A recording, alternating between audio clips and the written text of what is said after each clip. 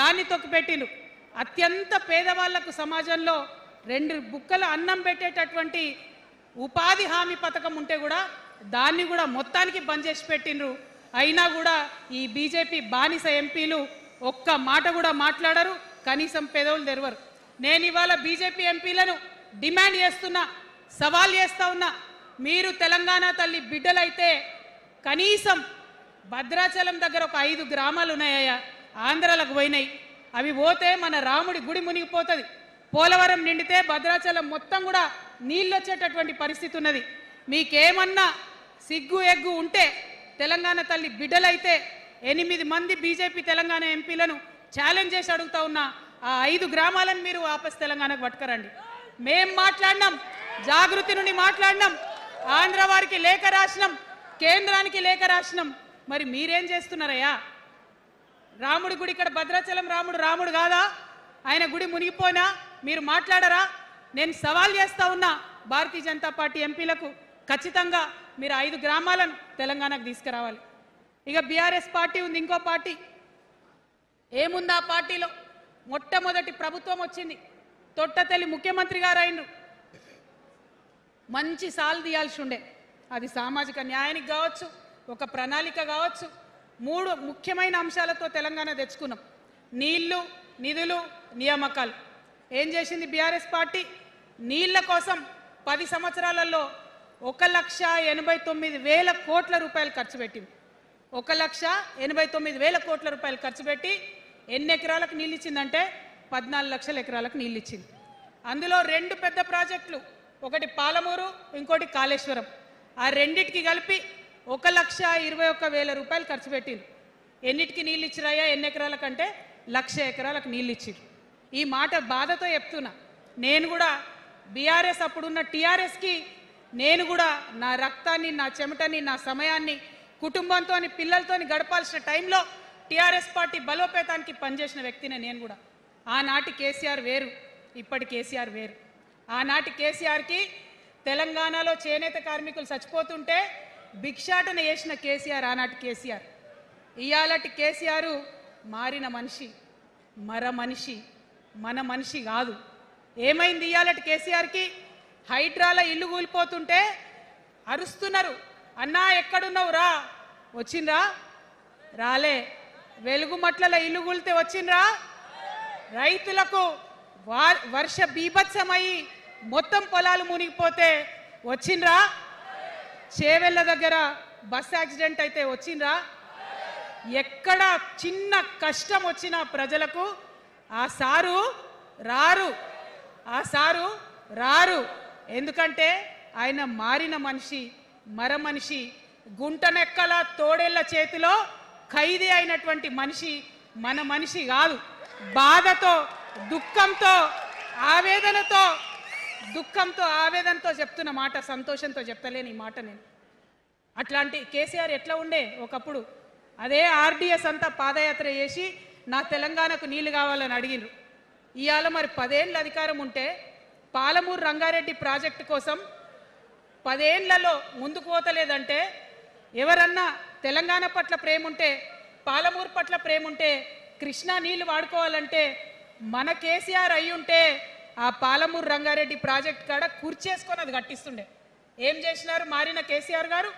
పంజాబ్కి పోయినరు, గుజరాత్కి పోయినరు, బీహార్కి పోయినరు. మేము మొత్తం రాష్ట్రంలో పీక్ కట్టలు కట్టాం, నేషనల్ పార్టీ పెడతామని పోయినరు తప్పితే తెలంగాణ ప్రజలను పట్టించుకోలేదు. పట్టించుకుని ఉంటే, కేంద్రంతో గొడవ పెట్టుకోకుండా ఉంటే ఇవాళ పాలమూరు రంగారెడ్డి పారకపోతుండేనా? నేను అడుగుతా ఉన్నా స్ట్రేట్గా. ఇన్ని రోజులు నేను ఎన్ని మాటలు మాట్లాడినా బీఆర్ఎస్ పార్టీ నాయకులు ఒక్కరు కూడా బయటకు వస్తలేరు, సమాధానం చెప్తలేరు. దీనికి మీరు సమాధానం చెప్పకపోతే ప్రజలే మిమ్మల్ని బయటకు లాగి సమాధానం చెప్పేటట్టు చేస్తారని కూడా ఈ సందర్భంగా నేను తెలియజేస్తా ఉన్నా. ఒకటే మాట అడుగుతున్నా, మన కేసీఆర్ అయి ఉంటే ఆనాడు తెలంగాణ బిడ్డలు కష్టపడితే బయటకు వచ్చి నా బిడ్డలకు ఇబ్బంది అవుతుందని కొట్లాడిన వ్యక్తి, సింగరేణి గనిలో ఒక కార్మికుడు చనిపోతే అక్కడి దాకా పోయి చూసి వచ్చినటువంటి వ్యక్తి. మరి తెలంగాణ వచ్చినాక ఏమైందా ప్రేమ? అధికారం ముందు మమకారం తగ్గిపోయిందా? ఏం జరిగిందని నేను అడుగుతా ఉన్నా. ఎందుకు ఈ మాట చెప్తా ఉన్నా అంటే ప్రేమ నాకు కూడా ఉంది. నాకు తండ్రి కావచ్చు, అది వేరే విషయం. కానీ ఒక రాజకీయ నాయకుడిగా వారు ఈ మధ్య రాజకీయ పరిణితి కోల్పోయి మాట్లాడుతూ ఉన్నారు. కేటీఆర్ గారు మాట్లాడిందంటే ఓకే అనుకోవచ్చు, ఆయనకు పెద్ద తెలియదు పాపం. కానీ కేసీఆర్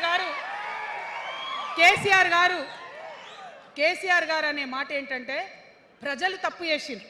ఓకే, ఒక సెకండ్ నేను ఒప్పుకొని దాన్ని, ఒక సెకండ్ అనుకుందాం.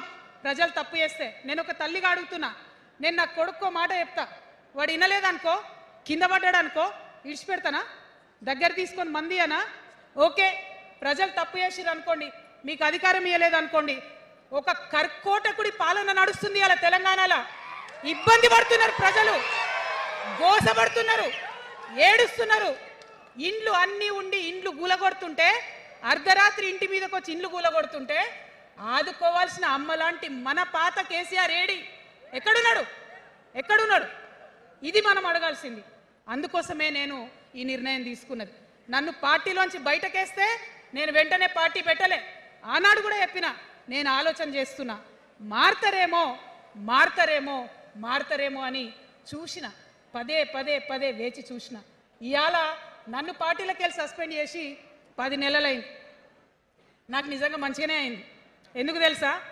ఆనాడు ఉద్యమకారులను ఇబ్బంది పెడుతుంటే నేను ఇంకా గట్టిగా మాట్లాడలేదు. ఆనాడు మీకు జరిగింది, ఇవాళ నాకు జరిగింది. కొత్త ఏం లేదు. కేసీఆర్ కోసం, టీఆర్ఎస్ పార్టీ కోసం, ఆనాడు తెలంగాణ ఉద్యమం కోసం ఇండ్లు అమ్ముకొని, భూములు అమ్ముకొని, ప్రతి ఊర్లో టీఆర్ఎస్ కండువా వేసుకొని పోరాటం చేసినటువంటి కార్యకర్తలు ఎక్కడున్నారు ఇవాళ? ఒక్క గుళ్ళ మెంబర్ ఇయర్ రాలేదా? ఒక్క గుడి చైర్మన్ ఇయర్ రాలేదా?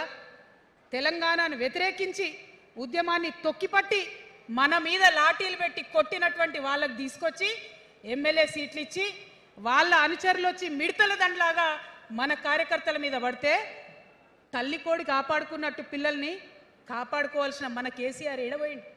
వచ్చిందా ఎవరికన్నా పదవులు?